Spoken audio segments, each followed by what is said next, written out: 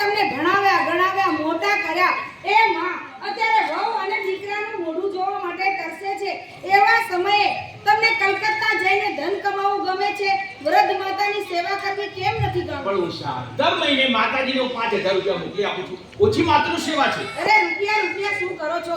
તમે નાના હતા ત્યારે તમારી માએ તમને રૂપિયો આપીને મોટા નથી કર્યા પણ દેહ નીચોવીને દૂધ ભાઈને મોટા કર્યા છે.